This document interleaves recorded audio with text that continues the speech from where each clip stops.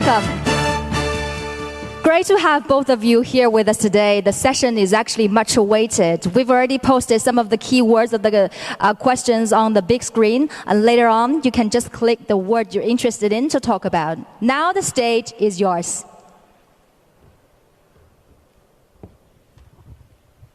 What are you supposed to say? Just things about AI, perhaps? Yeah. Okay. Let's see. Yeah, the AI, right? You want to AI. start on AI. Yeah. Okay. It is. Okay, great. AI. Yeah. Actually, I'm told that does AI mean love? There's like a name AI. It sort of sounds a bit like love. Yeah, AI. I hate the word AI called artificial intelligence. I call it Alibaba intelligence. Yeah. Might end up being true. You never know. I think generally people underestimate the capability of AI. They sort of think like it's a smart human, but it's really much. It's going to be much more than that. It'll be much smarter than the smartest human. I mean, it'll be like, you know, can a chimpanzee really understand humans? Not really, you know. We just seem like strange aliens. They mostly just care about other chimpanzees, and this will be how it is, more or less, in a relative. In fact, if the difference is only that small, that would be amazing. Probably it's much greater. So, the biggest mistake that I see artificial intelligence researchers making is assuming that they're intelligent. Yeah, they're not compared to AI. And so a lot of them cannot imagine something smarter than themselves, but AI will be vastly smarter, vastly. So what do you do with a situation like that? What do you do with a situation like that? I'm not sure, you know. I hope they're nice. I mean, I have obviously some, you know, I think in a situation where you know, the old saying, if you can't beat them, join them. You know, that's what Neuralink is about. Is like, can we go along for the ride with AI? I mean, I really think that there should be other companies like Neuralink, essentially to create a high bandwidth interface to the brain, because right now we are already a cyborg. People don't realize we are already a cyborg, because we are so well integrated with our phones and our computers. The phone is almost like an extension of yourself. If you forget your phone, it's like a missing limb. But the bandwidth, the communication bandwidth to the phone is very low, especially input. So, in fact, input bandwidth to computers has actually gone down because of typing with 2 thumbs as opposed to 10 fingers. There's a big reduction in bandwidth. Input bandwidth has gone up because of video and imagery. So input bandwidth is many orders of magnitude greater than output bandwidth. But at a certain point, if we'll just, assuming a benign scenario with AI, we will just be too slow. You know, it's like if a millisecond to something, let's say a computer that has like an exaflop of, or, you know, many exaflops of compute capability, a millisecond is an eternity, and to us it's nothing. So, you know, I always think like human speech to a computer will sound like very slow tonal wheezing. It's kind of like whale sounds. Yep. You know, because what's our bandwidth? Like a few hundred bits per second, basically. Maybe a few kilobits per second if you're going to be generous. So, whereas a computer can easily communicate at a terabit level. So, the computer will just get impatient, if nothing else. It would be like talking to a tree. That's humans. Yeah, anyway, on that great note, barely getting any information out, basically, with speech. Yeah, I'm always amazed by what your vision about the technology. I'm not a tech guy. I think more about life. I think AI is going to open a new chapter of the society, of the world, that people try to understand ourselves better rather than the outside world. And it's so difficult to predict the future. 99.99% of the predictions that human being had in history about the future, all wrong.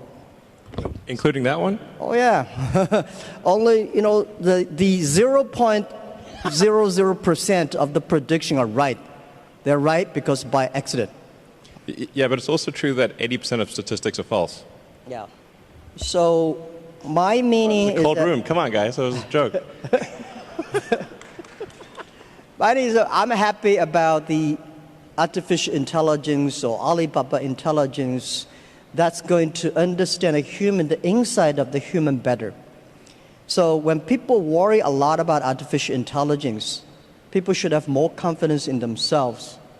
Because I think if a lot of solutions we don't have today, but there will be solutions tomorrow. We don't have solutions, but the young people will have solutions. So I'm quite optimistic, and I don't think artificial intelligence is a threat. I don't think artificial intelligence is something terrible, but human beings are smart enough to learn that. And to me, artificial intelligence is just like, people worry a lot about this today are those people, I call them called college smartness. People like us, street smart, we never scared of that. We think it's a great fun, and we want to change ourselves to embrace it. I don't know, man. That's like famous last words.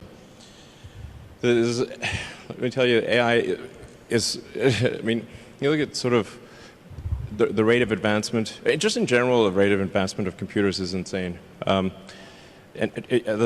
like a good example would be video games. If you go back 40 years ago, 50 years ago maybe, you had Pong. That was just two rectangles and a square. Now you've got photorealistic real-time simulations with millions of people playing simultaneously. If you assume any rate of improvement at all, these games will be indistinguishable from reality. You will not be able to tell the difference. Either that or civilization will end. Those are the two options. But even if the rate of technology improvement slowed down by 1,000, then okay, advance 1,000 years, or 10,000 years. This is still very tiny.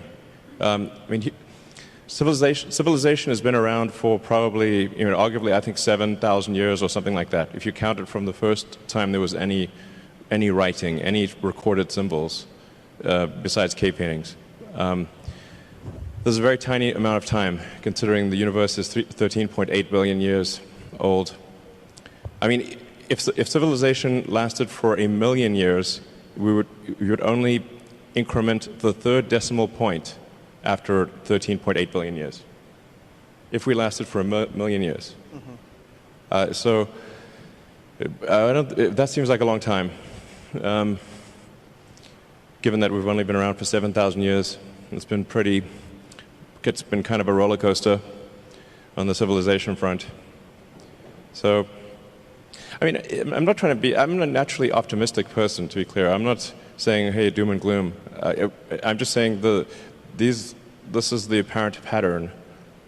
The rate of change of technology is incredibly fast. It is outpacing our ability to understand it. Well, I'm not sure, is that good or bad? I don't know. I mean, it seemed to me some time ago that you could sort of think of humanity as a biological bootloader for digital superintelligence. For those who know what a bootloader is, a very tiny piece of code without which the computer cannot start.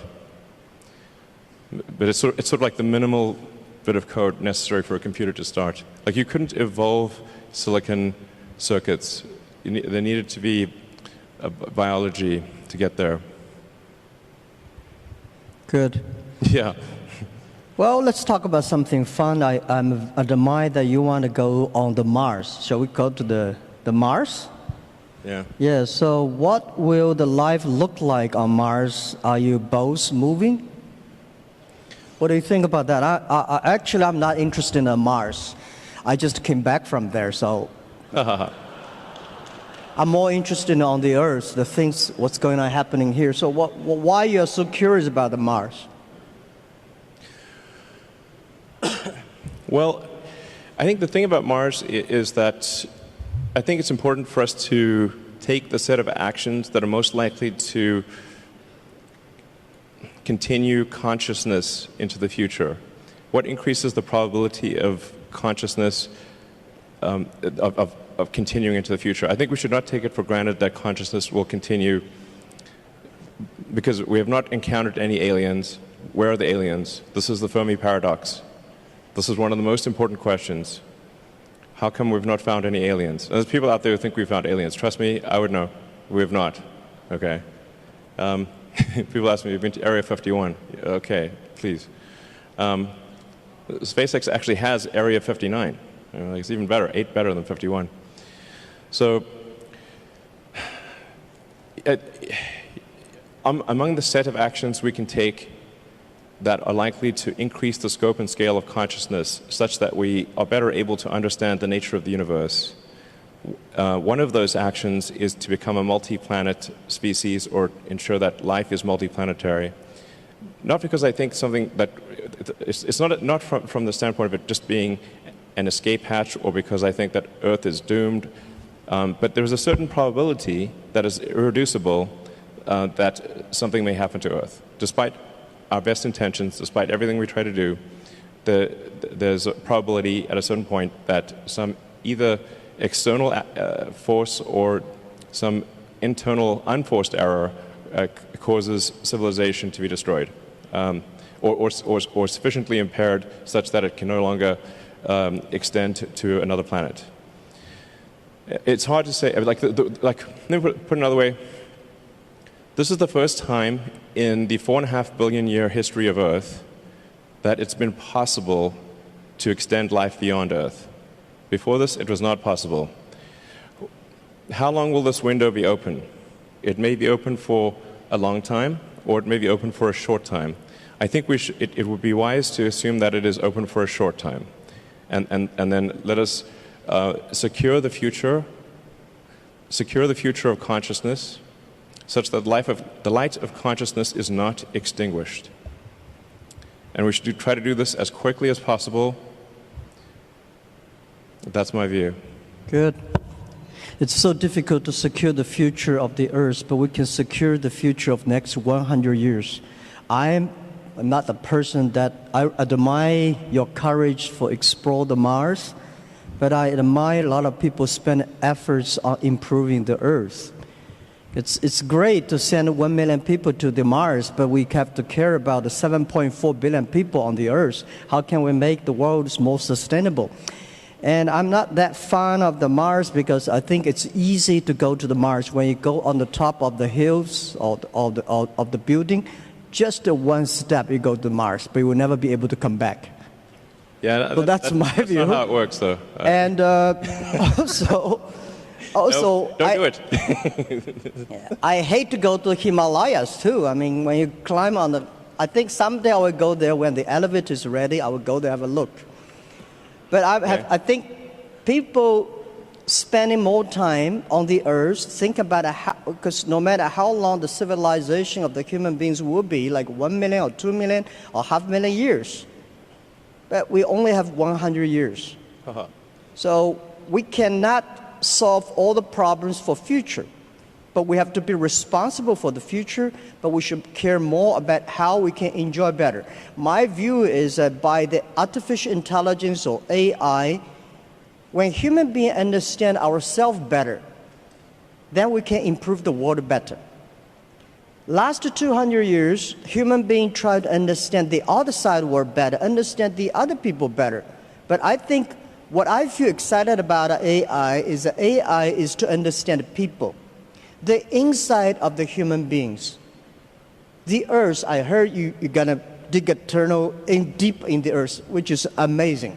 I think, anyhow, every time when I read the news about you are interested in the outside space, I look at you with great respect. We need heroes like you, but we need more heroes like us, working hard on the Earth, improving things every day. That's what I want. Sure. I mean, to be clear, I'm very pro-Earth. Yeah.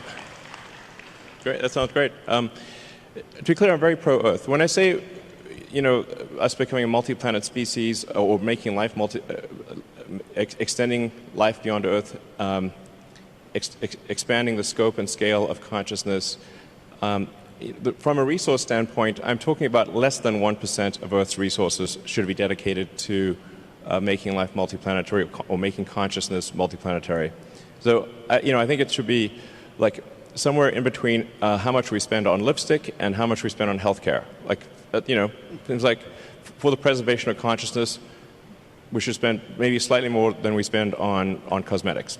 That's my, and I'm pro-cosmetics. I like it. They're great. But there's probably worth spending, I don't know, somewhere like at least 0.5% of Earth's GDP on extending life to be multiplanetary. Maybe 1%, I'd say, seems like a good use of resources.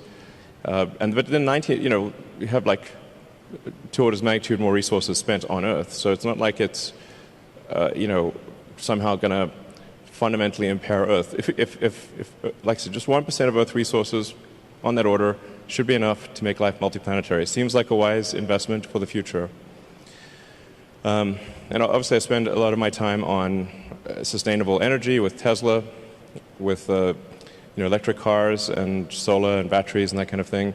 And I'm really excited to be here in Shanghai for the Shanghai Gigafactory, which is, I think the Tesla China team has done an amazing job, really mind-blowing. Like, I'm just astounded by how good the job is and how much progress has been made. And I think it's a good story for the world, and to say, like, look how much progress you can make in China. This is extremely impressive. Like, my hat is off. You guys rock. So I've never seen anything built so fast in my life before, to be totally frank. I've seen some crazy things. So, I think it's like, I really think China is the future. That's very impressive. And there's also some great progress on entrepreneurial rocket companies in China as well. I believe 2 have made orbit, and it's very difficult, very hard to make orbit. Achieving orbit, I have great respect. This is very hard. You want to pick up another topic? Sure. Yeah. Jobs? Should I pick it? Jobs. Jobs or life? Jobs. Sure, anything. Sure. Okay. So what new jobs will be created because of AI, or has the change already started? What do you think? I think why we needed that many jobs. Sure. Right? My view is that the jobs, actually every technology revolution people start to worry. Right? Last 200 years we worry about the new technology going to take away all the jobs. Actually, we made a lot of jobs. Second, because of the industrial revolution, job created a lot of jobs. What I think is the next 20, 30 years, human being will live much longer. The life science technology is going to make people live probably 100, 120 years. That may not be a good thing because you get grandfather's grandfather still working hard. But the challenge is, why should we have a lot of jobs? I think people should work 3 days a week, 4 hours a day. When we have electricity, the power of electricity is that we make people more time. So you can go to the karaoke in the evening, you can go to dancing party in the evening. So people, because of electricity, people have more time. I think because of artificial intelligence, people will have more time enjoy being human beings. In your life, in my life, I think I visited probably 300 cities in my life. My father visited 30 cities. My grandfather would visit only 3 cities. So my grandchildren probably will visit 3,000 cities all his life. He's always on the Tesla. He's always on the robots, always traveling around. So I don't think we need a lot of jobs. At that time, the jobs we need is make people happier, make people experience the life, enjoy the human beings. So I don't worry about the jobs a lot. First, we are going to have a lot of jobs. Second, we don't need a lot of jobs. Third, there's a very interesting thing, because we'll probably talk about life. In the agriculture period, average age is like 30, 35 years old. In the industrial period, technology revolution, people can live 70 years. So in the artificial intelligence period, people can live 120 years, that's I think. Now the problem comes. When people's life is getting better, people don't want to have children. When your grandfather is there, you don't want to have children. At that time, we are going to have a lot of jobs with nobody want to do it. So we need artificial intelligence, the robots to take care of the old guys. For sure, you will not be happy, or you were happy, because when your grandfather said, oh, I need to work tomorrow, then that's a disaster. So I think we cannot predict the future, but we should be ready that we are going to enter into the area that everybody can live 120 years. And we have more new problems that come up. So that's my view about jobs. Don't worry about it. We will have jobs. Yeah. I mean, I think that, over time, AI will make jobs kind of pointless. Probably the last job that will remain will be writing AI software, and then eventually the AI will just write its own software. So, I don't know, I suppose I would recommend studying engineering, physics, that kind of thing, or working on something where people just want to interact with other people. And people enjoy fundamentally interacting with other people.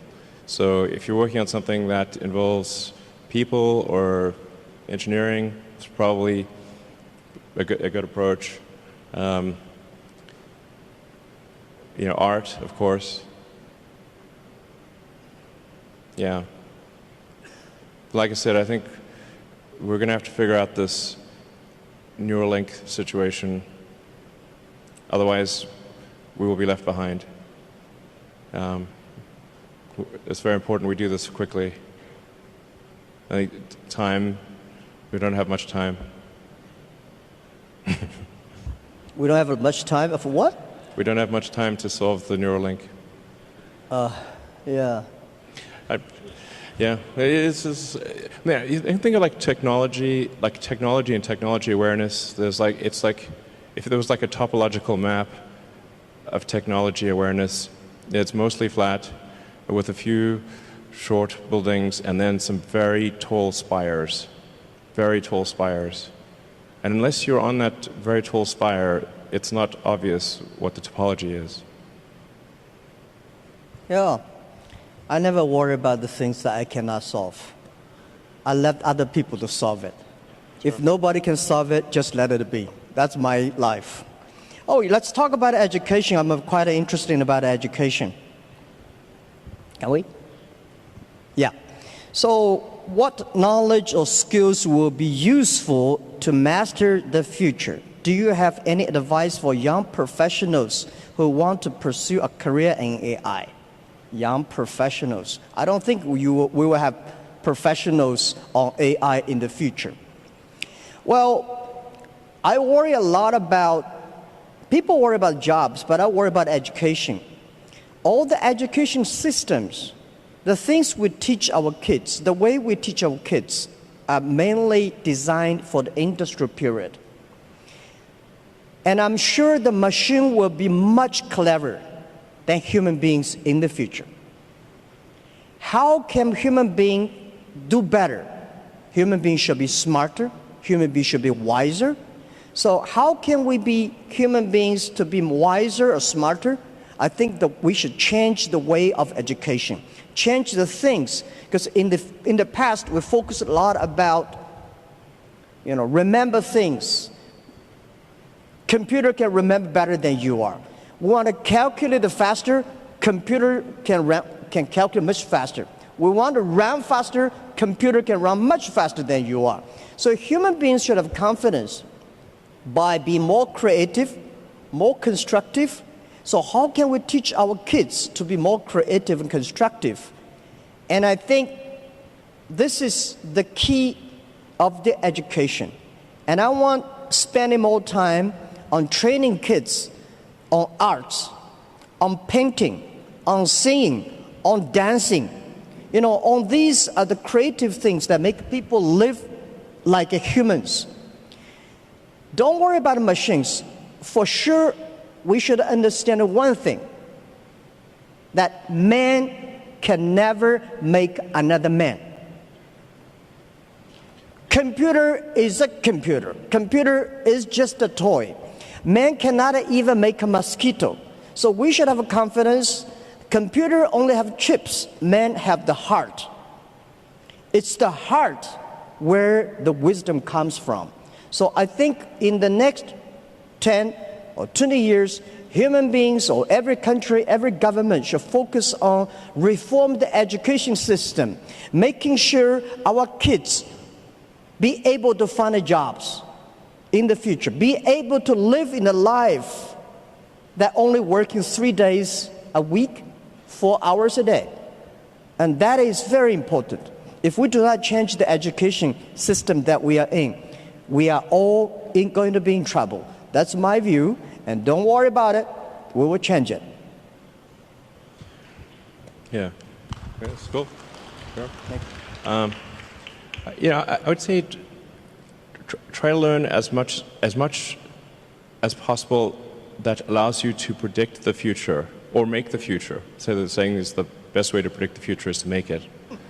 And then assess whether what you are learning is enabling you to predict the future with less error. Are you less wrong? We're always wrong to some degree.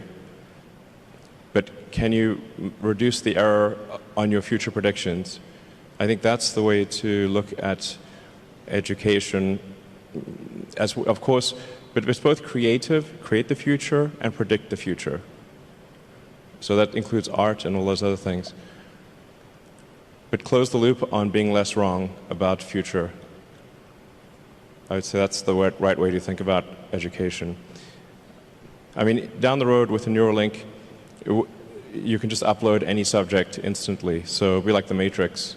You want to fly a helicopter, no problem. Well, helicopters will fly themselves, but you know, if you wanted to do whatever, any given skill, you just upload it instantly. I mean, the way education works right now, it's extremely low bandwidth. It's extremely slow. Lectures are the worst, really. It's like very slow.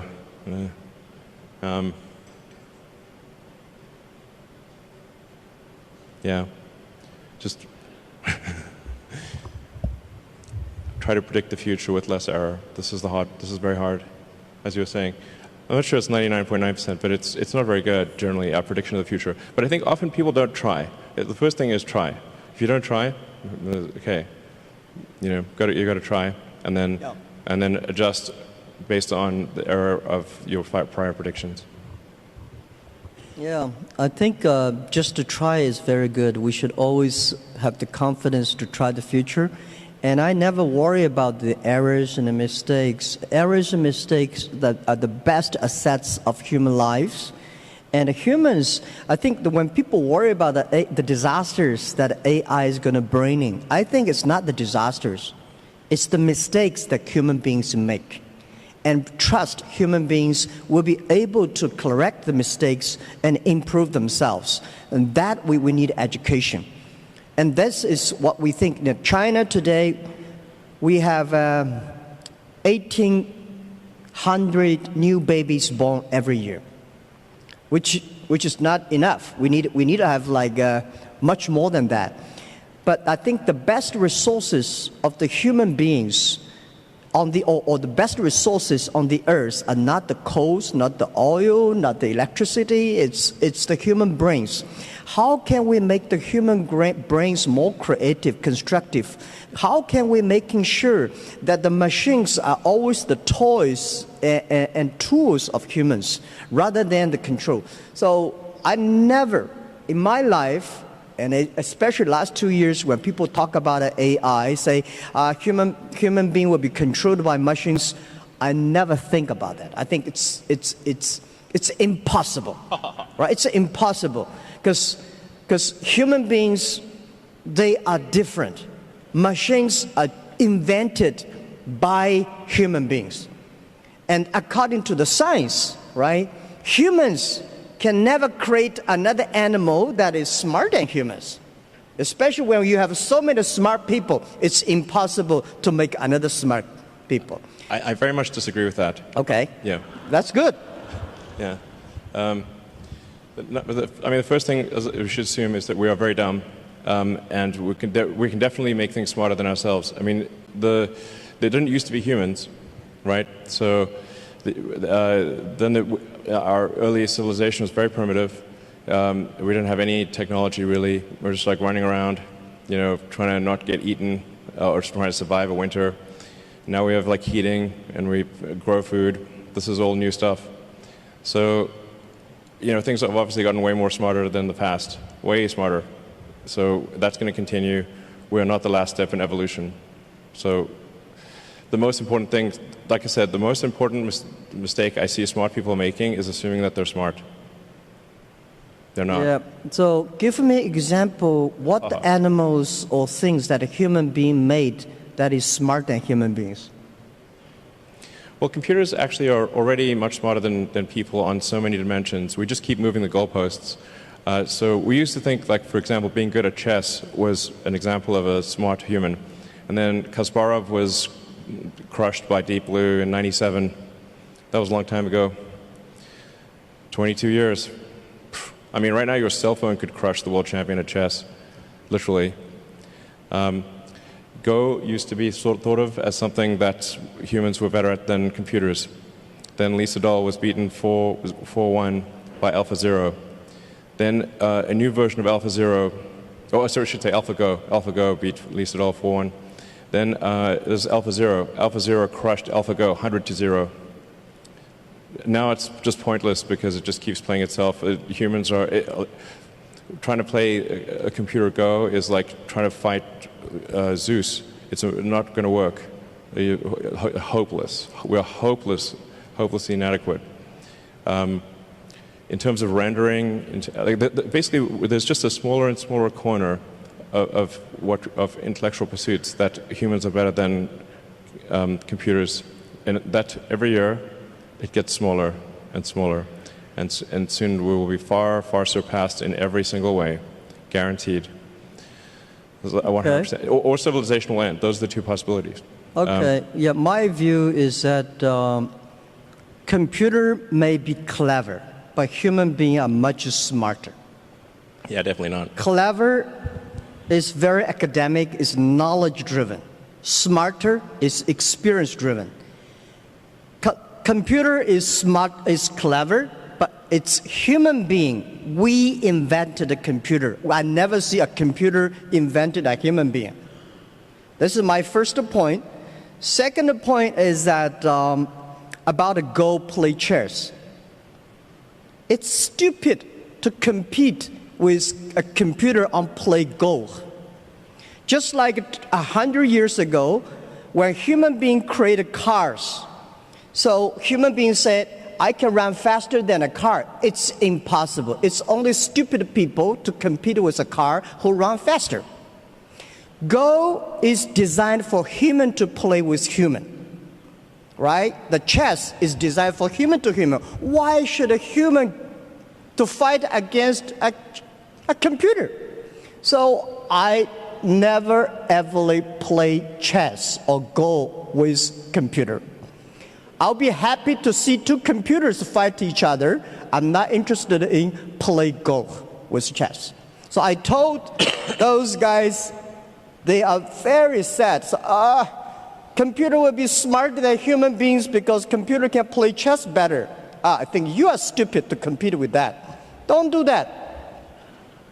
So we always do things we are good at.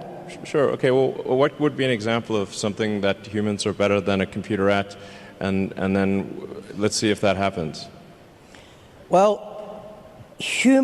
computer is only one of the clever tools that human created, and computers are clever, but there will be more tools that human beings will create, much clever than computers. That's my view. Okay, well, let me tell you, like, my view on AI is essentially you can view the advancement of AI as solving things with increasing degrees of freedom. So the thing with the most degrees of freedom is reality. But AI has steadily advanced, solving things that have more and more degrees of freedom. So obviously, something like checkers was very easy to solve. That we could solve with classical software, classical computing, not really all that challenging. And in fact, there is a complete solution for checkers, meaning it is literally impossible. Every version of checkers is known. And then there's chess, which was also it had many more degrees of freedom than checkers, many orders of magnitude more than checkers, but still really, I would say, a low order of magnitude, low degree of freedom game. Then there's Go, which had many orders of magnitude more degrees of freedom than chess. So it's really just stepping through orders of magnitude of degrees of freedom. This is the way to, I think, view the advancement of intelligence. Yeah. And it's really going to get to the point where it just can completely simulate a person in every way possible, like many people simultaneously. In fact, I mean, obviously there's a strong argument we're in a simulation right now. It sort of reminds me of that joke of, like, you know, if life was a video game, what would be the review? And it's like, well, the graphics are incredible. The plot is confusing. The respawn takes a long time. You know, that's a video game. That's life. I mean, if life was a video game, respawn takes 20 years to spawn a human being and have them be fully conscious. I'm worried about the birth rate, which you alluded to earlier. Contrary to, like, most people think we have, like, too many people on the planet, but actually this is an outdated view. This is assuming that AI is fine, assuming that there's a benevolent future with AI. I think that the biggest problem the world will face in 20 years is population collapse. Collapse. I agree. I want to emphasize this. The biggest issue in 20 years will be population collapse. Not explosion, collapse. It's very easy to see what the world will look like in 20 years because humans have a 20-year boot sequence. So, like, you say, okay, well, who was born last year? Okay, now you know what the world will look like in 20 years. It's that easy. I absolutely agree with that. The population problem is going to be facing huge challenge. 1.4 billion people in China sounds a lot, but I think next 20 years we'll see this thing will bring big trouble to China, and the population decreasing of the speed of population decreasing is going to speed up. Yes. And you call it collapse. I agree with accelerating that. Collapse. Accelerating collapse. And then the common rebuttal is like, well, what about immigration? Like, from where? You know? Yeah, you want to go to space, you know, the Mars will immigrate.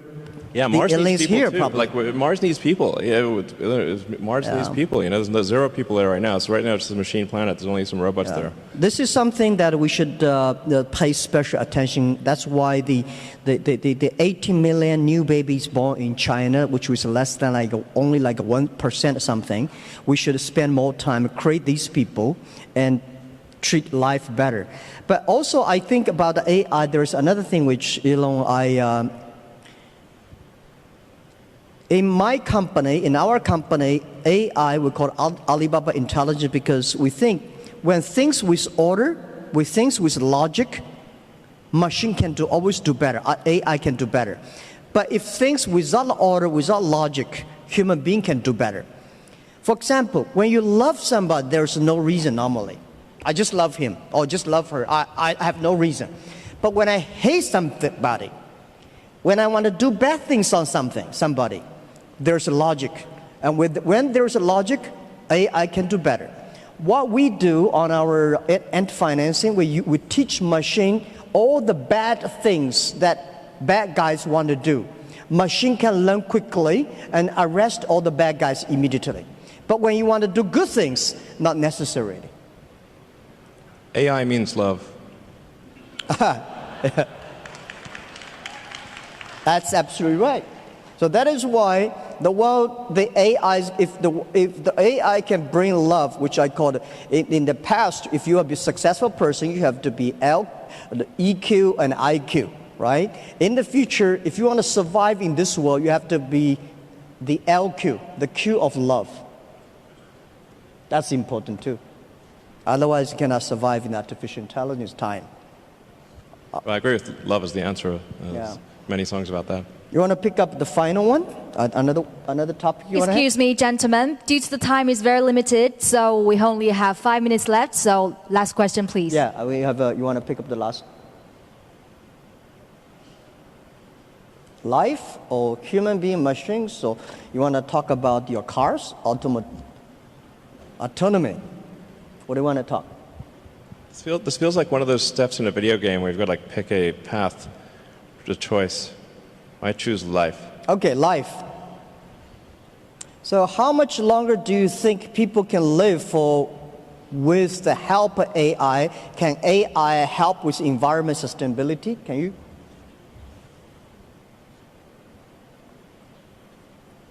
I think, first of all, I think humans will solve environmental sustainability. I do not mean to suggest complacency or that we just take it easy. In fact, this is a self-fulfilling or unfulfilling prophecy.